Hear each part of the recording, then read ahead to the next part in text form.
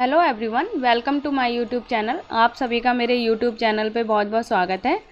और जैसा कि ये FTIR स्पेक्ट्रोस्कोपी की सीरीज़ चल रही है और उस सीरीज़ में ये थर्ड लेक्चर है, effect of factors on IR spectrum of alkene.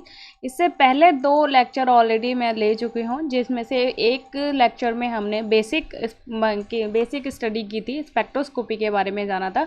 Second में हमने एल्केन्स और एल्कीन्स की स्पेक्ट्रम की स्टडी करी थी और उसी से रिलेटेड नेक्स्ट है effect of factors on IR spectrum of alkenes की क्या फैक्टर्स हैं जो एल्कीन के स्पेक्ट्रम पे असर डालते हैं, IR पे क्या इफेक्ट आता है कि इसकी वजह से फ्रीक्वेंसी इंक्रीज होती है या डिक्रीज होती है।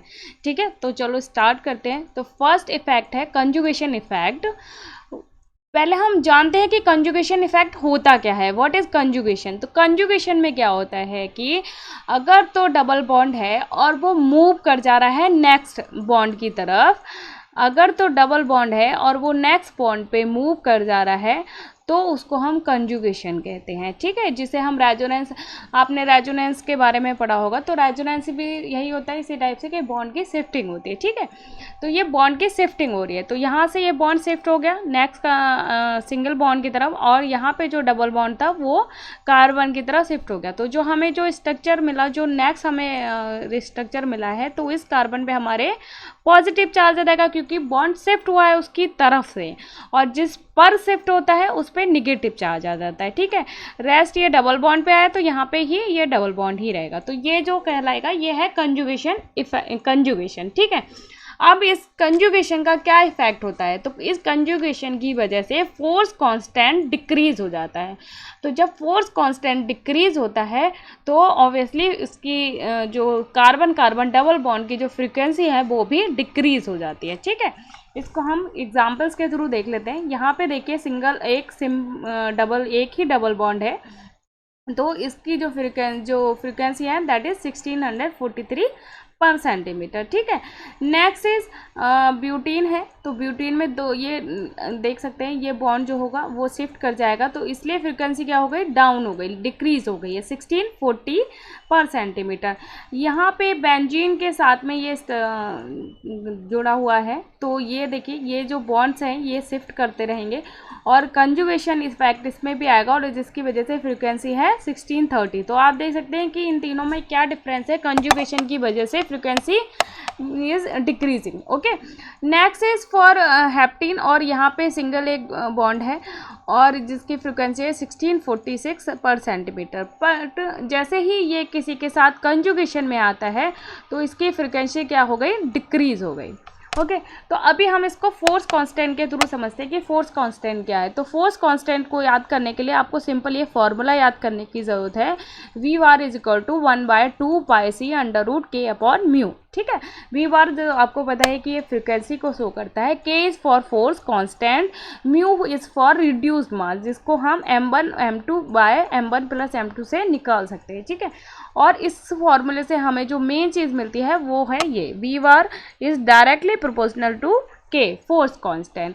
दैट मीन कि अगर फोर्स कांस्टेंट इंक्रीज होगा तो frequency will increase, if force constant will decrease so is decreasing, तो frequency will also decrease. Okay, चलो next effect is ring size. Ring size का क्या इफेक्ट होता है, ring size effect with endo double bond. ठीक है, इसको हम एंडो और एक्सो दोनों में पढ़ेंगे, बट फर्स्ट हम पढ़ते हैं, इसको स्टडी करते हैं एंडो डबल बॉन्ड के लिए। तो एंडो डबल बॉन्ड, तो absorption frequency decreases as carbon carbon double bond internal angle decreases. ठीक है, अगर तो क्या हो रहा है कि कार्बन कार्बन, ठीक है, कार्बन कार्बन डबल बॉन्ड के बीच में जो बॉन्ड है अगर वो बढ़ रहा है, ये जो एंगल है ये इंक्रीज हो रहा है या डिक्रीज हो रहा है, अगर वो एंगल डिक्रीज हो रहा है तो फ्रीक्वेंसी डिक्रीज हो रही है, तो फ्रीक्वेंसी डिक्रीज हो रही है means force constant is also decreasing. तो इसको हम यहाँ पे इसके इन स्ट्रक्चर के थ्रू देख लेते हैं।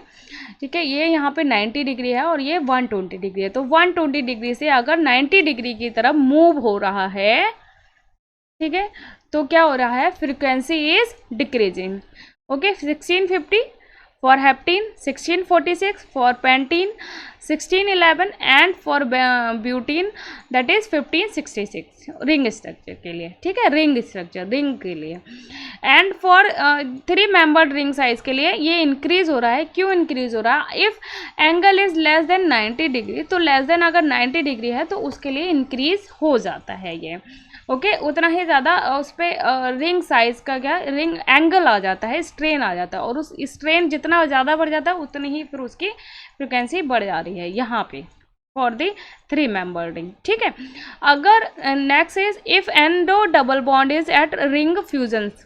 ओके अगर किसी रिंग के फ्यूजन पे है तो भी एब्जॉर्प्शन क्या हो रहा है? Will move to right, means क्या हो रहा है? डिक्रीज हो रहा है। ओके आई होप कि ये क्लियर हो गया कि रिंग साइज का क्या इफेक्ट होता है एंडो डबल बॉन्ड पे।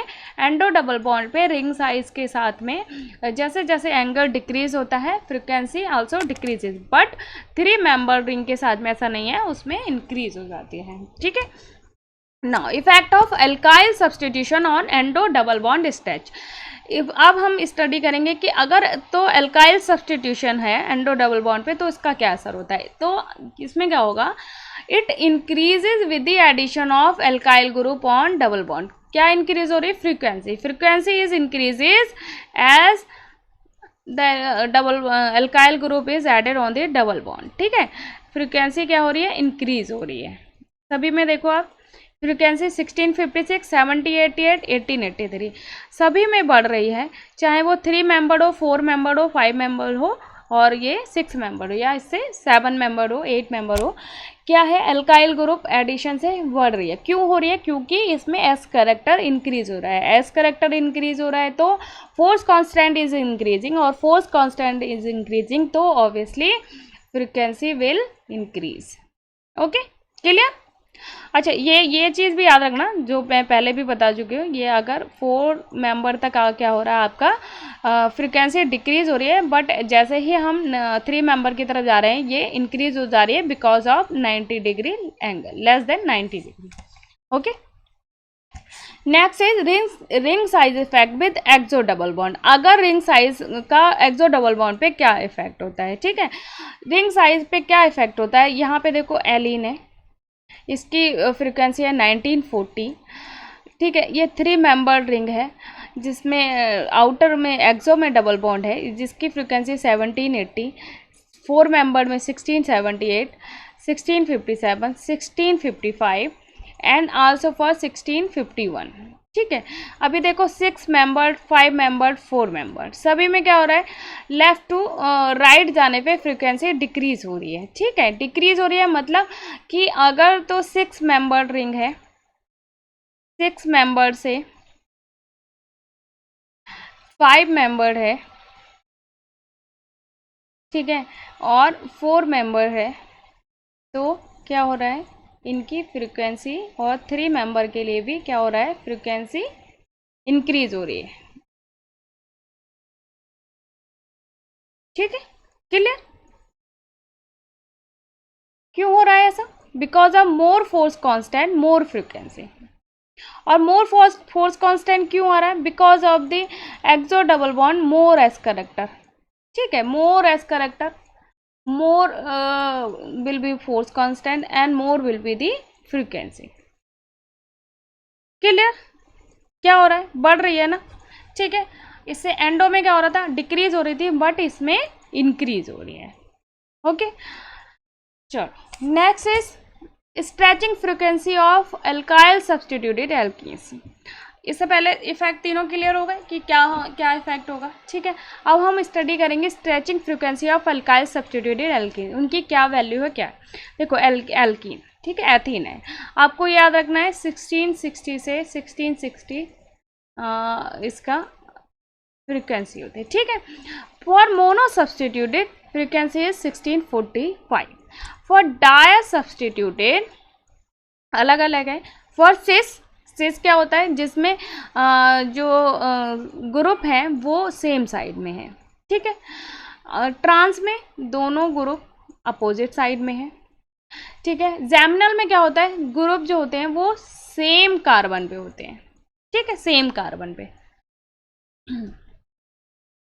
तो सिस के लिए फ्रीक्वेंसी क्या है? 1660, ट्रांस के लिए है 1675, almost, and 1655 for geminal. Try substituted के लिए है 1670 से 1675 और टेट्रा सब्सटीट्यूटेड के लिए है दिस वन।